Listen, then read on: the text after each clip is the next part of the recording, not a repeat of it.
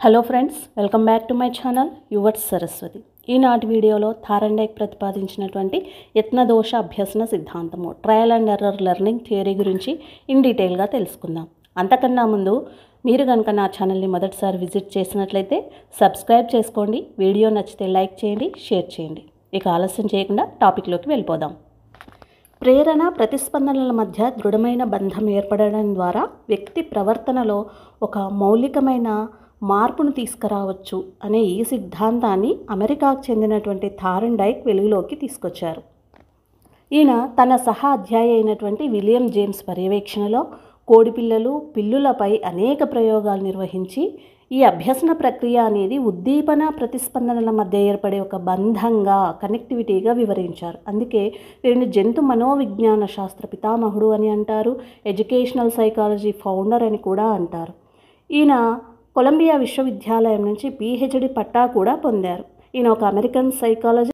ఈయన రాసినటువంటి అనేక పుస్తకాలలో కొన్ని పుస్తకాలు animal intelligence, experimental studies, the measurement of intelligence, the principle of teaching, educational psychology, psychology of algebra, psychology of arithmetics ఇలాంటి ఎన్నో ప్రసిద్ధ గ్రంథాలకు రచయిత కూడా.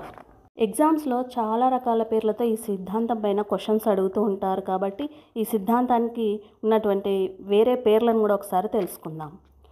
ఎస్ఆర్ టైప్ సిద్ధాంతం, సంసర్గవాద సిద్ధాంతమని, ఉద్దీపన ప్రతిస్పందన సిద్ధాంతమని, బంధ సిద్ధాంతమని, విజయపథ వరుణ రీతి అభ్యసన సిద్ధాంతము అని కూడా పిలుస్తారు. సో ఈ పేర్లతో ఏ ఎగ్జామ్లో ఎక్కడ కనిపించినా కూడా దాన్ని థారండైక్ యత్నదోష అభ్యసన సిద్ధాంతంగా మనం గుర్తించగలగాలి. ఏంటి యత్నదోష సిద్ధాంతం అంటే, థారండైక్ ఈ ప్రయోగం వల్ల ఏదైనా ఒక కొత్త విషయం నేర్చుకోవడం అనేది ఒక్కసారిగా పాసిబుల్ అవ్వదని, చాలా డిఫికల్టీ అని, అనేక ప్రయత్నాలు చేయాలని, ఆ ప్రయత్నాల సంఖ్య పెరిగే కొద్దీ దోషాల సంఖ్య తగ్గి అభ్యసనంలో పట్టు సాధిస్తామనే విషయం తన ప్రయోగాల ద్వారా ప్రూవ్ చేశారు. అంటే ఏదైనా ఒక కృత్యాన్ని ఎక్కువసార్లు ప్రయత్నం చేస్తేనే దాన్ని మనం నేర్చుకోగలిగి ఉన్నట్లయితే అలాంటి అభ్యసనాలన్నీ కూడా యత్నదోష అభ్యసనాలు అవుతాయి అని చెప్పారు.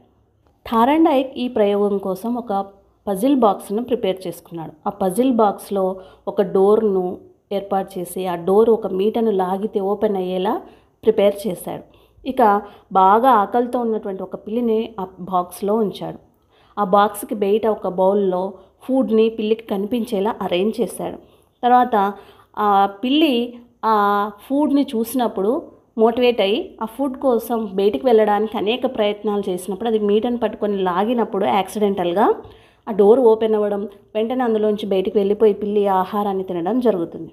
మరుసటి రోజు అదే పిల్లిని మళ్ళీ అదే పజిల్ బాక్స్లో ఉంచి మళ్ళీ కొన్ని ప్రయత్నాల మీదట పిల్లి ఆ మీటను లాగడం, తలుపు తెరుచుకోవడం, ఆహారాన్ని తినడం జరుగుతుంది. ఇలా ఆ పిల్లిని పలుమార్లు ప్రయోగానికి ఉంచినప్పుడు చివరికి ఒక ప్రయత్నంలోనే అది మీటను తాకడం లేదా కదిలించడం ద్వారా తలుపును తెరచవచ్చు అనే విషయాన్ని నేర్చుకుంది. అంటే ఈ ప్రయోగం ద్వారా పరిశీలనలో తేలింది ఏంటంటే, మొదటి రోజు చేసినటువంటి యత్నాల సంఖ్య ఎక్కువ ఫలితం పొందడానికి, రెండో రోజు వచ్చేసరికి ఆ ప్రయత్నాల సంఖ్య తగ్గింది. అంటే నిరంతరం ప్రయత్నాలు చేసే కొద్దీ దోషాల సంఖ్య తగ్గిందని, అభ్యసించడానికి పట్టిన కాలం కూడా తగ్గిపోయిందని, చివరికి ఖచ్చితంగా ఒకే ఒక్క ప్రయత్నంతో ఒక సరైన మీటను నొక్కి తలుపు తెరిచి ఆహారం పొందడాన్ని ఇక్కడ పిల్లి అభ్యసించిందనే విషయాన్ని ప్రూవ్ చేశాడు. అంటే ఈ ప్రాసెస్లో ఉన్న అంశాలు ఏంటంటే, ఫస్ట్ పిల్లి ఆహారాన్ని చూసి మోటివేట్ అవ్వడం, తర్వాత దాని వైపుగా అంటే గమ్యం వైపు కదలడం, ఆ గమ్యాన్ని చేరుకునే క్రమంలో కొన్ని అడ్డంకులు ఏర్పడడం, అది ఆ అడ్డంకులను దాటడం కోసం అనేక చర్యలు చేయడం, యాక్సిడెంటల్గా అది ఓపెన్ అయ్యి అంటే ఫలితాన్ని పొందడం, తర్వాత ఆ ప్రతిస్పందనను, ప్రతిచర్యను ఏది చేస్తే ఓపెన్ అవుతుందనేది ప్రయత్నాల మీదట తెలుసుకోవడం, తర్వాత సరికాని వాటిని తొలగించి సరైన దాన్ని మాత్రమే స్థిరపరచుకొని ఇది నొక్కితేనే ఇది ఓపెన్ అవుతుంది అనే ఒక విషయాన్ని అది శాశ్వతంగా ఆ కనెక్టివిటీ, ఇది నొక్కితే అది డోర్ ఓపెన్ అవుతుందనే ఒక కనెక్టివిటీని స్ట్రెంగ్తెన్ చేసుకుంటుంది. సో ఈ విధంగా లెర్నింగ్ జరుగుతుంది అని థారండైక్ ఈ సిద్ధాంతం ద్వారా ప్రూవ్ చేశారు. థారండైక్ పజిల్ పెట్టెలో పిల్లిని ఉంచి చేసిన ప్రయోగాల ద్వారా కొన్ని అభ్యసన సూత్రాలను రూపొందించాడు. అంటే థారండైక్ ప్రకారంగా అభ్యసనం అనేది ఒక సంధానం, ఒక కనెక్షన్ ద్వారా ఏర్పడుతుంది. కాబట్టి థారండైక్ ఈ సిద్ధాంతాన్ని సంధాన సిద్ధాంతము, కనెక్టినిజం అని పేర్కొన్నారు. అయితే థారండైక్ ఈ అభ్యసన సూత్రాలలో 3 సూత్రాలు ముఖ్యమైనవిగా పేర్కొన్నారు. అవేంటంటే అందులో మొదటిది వచ్చేసి సంసిద్ధత నియమం, లా ఆఫ్ రెడీనెస్. రెండవది వచ్చేసి అభ్యాస నియమం, లా ఆఫ్ ప్రాక్టీస్. మూడవది వచ్చేసి ఫలిత నియమం, లా ఆఫ్ ఎఫెక్ట్. ఇక మొట్టమొదటిది సంసిద్ధత నియమం గురించి తెలుసుకుందాం. ఏదైనా ఒక భౌతిక లేదా మానసిక చర్యలు జరపాలంటే వాటిని నేర్చుకునేందుకు కానీ నిర్వర్తించేందుకు కానీ కనీసంగా అవసరమైనంత మేరకు శారీరకమైన పెరుగుదల, మానసికంగా పరిపక్వత ఉంటేనే లెర్నింగ్కి అవసరమైనటువంటి రెడీనెస్ ఏర్పడుతుందనే విషయాన్ని ఈ సూత్రం నొక్కి చెప్తుంది. అంటే శారీరకంగా పెరిగినప్పుడే ఫిజికల్గా కొన్ని యాక్టివిటీస్ చేయగలము, మానసికంగా పరిపక్వత వచ్చినప్పుడే కొన్ని విషయాలను అభ్యసించగలిగే శక్తి అభ్యాసకునికి వస్తుంది అని ఈ సిద్ధాంతం ద్వారా థారండైక్ తెలిపారు. అందుకే హెర్బర్ట్ తను తయారు చేసినటువంటి బోధనా క్రమంలో మొదటి దశ విద్యార్థిని సంసిద్ధత చేయడమే అని తీసుకున్నారు. దీనికి ఎగ్జాంపుల్గా మనం గుర్రాన్ని నీటి తొట్టు వరకు తీసుకుపోగలం కానీ నీళ్లు తాగించలేము. అలాగే కుట్లు అల్లికలు నేర్చుకోవడానికి అమ్మాయిలకు కావాల్సిన ఒక నిర్దిష్టమైన వయసు వచ్చిన తర్వాతనే వాటిని వాళ్ళు సులభంగా నేర్చుకోగలరు. అందుకే ఎడ్యుకేషన్లో ఈ సిద్ధాంత ప్రకారంగానే మోటివేట్ చేయడము, ఆ మోటివేషన్ని లెసన్ చివరి వరకు కంటిన్యూ చేయడం అనేది, తర్వాత వాళ్ళ ఇండివిజువల్ డిఫరెన్సెస్ని గుర్తించడం, వాళ్ళ ఇన్నేట్ ఎబిలిటీస్, వాళ్ళ అభిరుచులు ఏంటి, దానికి అనుగుణంగా మన యాక్టివిటీస్ని క్రియేట్ చేయాలి, లెర్నింగ్ యాక్టివిటీస్ని క్రియేట్ చేయాలి. వాళ్ళ స్థాయి, వాళ్ళకు ఉన్నటువంటి లెర్నింగ్ పాత అనుభవాలకు జోడించి చెప్పినప్పుడే అభ్యసన సమర్థవంతంగా జరుగుతుంది అని ఈ సిద్ధాంతం ద్వారా తెలుస్తుంది. ఇక రెండవది వచ్చేసి అభ్యాస నియమం, లా ఆఫ్ ప్రాక్టీస్. ఒక యాక్టివిటీని మళ్ళీ మళ్ళీ చేయడాన్నే అభ్యాసం, ఎక్సర్సైజ్ అంటారు. ఉద్దీపనకు రెస్పాన్స్కి మధ్య ఒక కనెక్టివిటీ ఏర్పడిన తర్వాత రిపిటేషన్ కనుక, ప్రాక్టీస్ కనుక చేయకపోతే ఆ కనెక్టివిటీ అనేది బలహీనపడి క్షీణిస్తుంది అని ఈ అభ్యాస నియమం తెలుపుతుంది. అందుకే ఏదైనా ఒక కొత్త విషయాన్ని నేర్పించేటప్పుడు ఎక్కువసార్లు చేయడం, ఎక్కువసార్లు రాయించడం, ఎక్కువసార్లు పలికించడం, ఇలాంటి వాటన్నిటినీ కూడా వీటన్నిటి వెనుక ఉన్న నియమం ఏంటంటే అభ్యాస నియమం. అయితే ఈ నియమంలో 2 చిన్న సూత్రాలు ఉన్నాయి. ఒకటి నవ్యత్వ సూత్రం, 2 తరచుదన సూత్రం. అంటే నవ్యత సూత్రం అంటే ఏదైనా నేర్చుకునే అంశము వాళ్ళకు కొత్తగా ఉండాలి, సంతృప్తి కలిగించేలా ఉంటే కనుక ఆ కొత్తదనం వల్ల ఆ నేర్చుకునే విషయం పట్ల ఆసక్తి చూపిస్తారు అని తెలిపేదే నవ్యత్వ సూత్రం. అమ్మాయిలకు కుట్లు అల్లికలు అనేవి కొత్తగా కనిపించినప్పుడు వాటిని ఆసక్తిగా నేర్చుకుంటారు. తర్వాత తరచుదన సూత్రం. ఈ తరచుదన సూత్రాన్ని మళ్ళీ 2 రకాలుగా చెప్పుకోవచ్చు. ఒకటి ఉపయోగితా సూత్రము, 2 నిరుపయోగితా సూత్రం.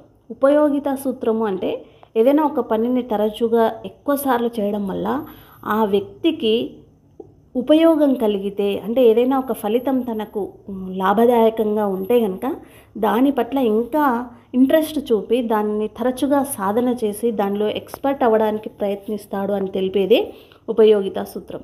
ఇక నిరుపయోగితా సూత్రం అంటే ఒక పనిని తరచుగా చేయడం వల్ల వ్యక్తికి ఎలాంటి ఉపయోగం లేకపోతే, అంటే తనకు ఎలాంటి లాభం కానీ ఎలాంటి రిజల్ట్ కానీ కనిపించకపోతే ఆ పనిని చేయడం ఆ వ్యక్తి మానేస్తాడు అని తెలిపేదే నిరుపయోగితా సూత్రం. అందుకే ఇది ఎడ్యుకేషన్లో మనకి ఈ సిద్ధాంతం ఆధారంగానే హోంవర్క్, డ్రిల్లింగ్ చేయించడము, అసైన్మెంట్స్ ఎక్కువ ఇవ్వడము, రీకాల్ చేయించడము, రివిజన్ చేయడము, రీలెర్నింగ్, ఓవర్ లెర్నింగ్ ఇలాంటివన్నీ కూడా ఈ అభ్యాసనం నుంచి వచ్చినటివే. ఇక మూడవది ఫలిత నియమం, లా ఆఫ్ ఎఫెక్ట్.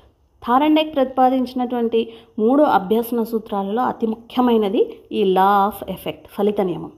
దీని ప్రకారంగా ప్రేరణకు ప్రతిచర్యకు మధ్య బంధం ఏర్పడి అది అభ్యాసంగా జరిగి ఆ ప్రతిస్పందనల వల్ల ఆనందం కలిగి సంతృప్తికరమైన ఫలితాలు కలిగితే ఆ చర్యను, ఆ పనిని తిరిగి పునరావృతం చేస్తాం, రిపీటెడ్గా చేస్తామని తెలిపేదే ఫలిత నియమం. ఆ ఫలితాలు ఎలా ఉండొచ్చు అంటే ర్యాంకులు, గ్రేడులు, లేదంటే మంచి మార్పు రావడము, సక్సెస్ అవ్వడము, ఫెయిల్యూర్ అవ్వడము, పాస్ అవ్వడం, ఫెయిల్ అవ్వడం, పొగడ్తలు, విమర్శలు, ఇలాంటివన్నీ కూడా ఫలితాల కిందకే వస్తాయి.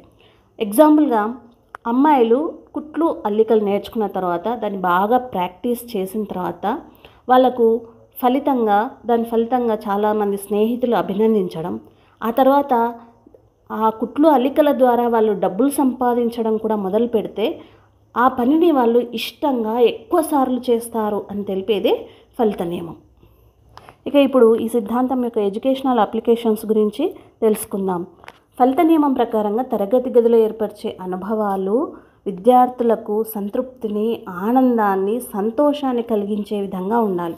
ఫలితాలను కూడా వెంటనే విద్యార్థులకు అందించాలి. అప్పుడే వాళ్ళు అభ్యసించడానికి తగినటువంటి ప్రేరణను పొందుతారు. ప్రేరణ కనుక లేకపోతే అభ్యసనం అనేది సక్రమంగా జరగదు. ఇక విద్యార్థుల అవసరాలకు తగినట్లుగా బోధనాంశాలను సవరించాలి. అంటే తెలిసిన విషయాల నుంచి తెలియని వాటికి, సులభంగా ఉన్న వాటి నుంచి కష్టంగా ఉన్న వాటికి, మూర్తం నుంచి అమూర్తం వైపుగా బోధించాలి. అంటే తాము నేర్చుకునే విషయాలు జీవితంలో తమకు ఎప్పుడైతే ఉపయోగపడతాయని తెలుసుకుంటారో అభ్యసన అనేది సక్రమంగా, ఇష్టంగా సాగుతుంది. ఇక విద్యార్థులకు విజయంతో కూడిన కార్యక్రమాలు ఏర్పాటు చేస్తే కూడా అభ్యసనం అనేది సక్రమంగా జరుగుతుంది.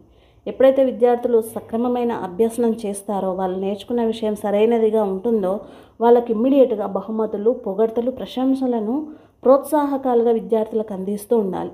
ఇంకా విద్యార్థులకు ఇచ్చే అసైన్మెంట్స్ వారి స్థాయికి తగ్గట్టుగా వారు సాధించగలిగేలా, వాళ్ళలో విజయాన్ని కలిగించే రీతిలో ఉండేలా చూసుకోవాలి. అప్పుడే వారిలో నేర్చుకునే అంశం పట్ల విసుగు కానీ, అసంతృప్తి కానీ, బాధ కానీ కలగదు. సో ఇదండి ఈనాటి వీడియో. ఈ వీడియో కనుక నచ్చితే లైక్ చేయండి, యూజ్ఫుల్గా ఉందంటే కామెంట్ చేయండి. నా ఛానల్ కనుక మీకు ఉపయోగకరంగా ఉంది అనిపిస్తే సబ్స్క్రైబ్ చేయడం మాత్రం మర్చిపోవద్దు. Thank you for watching.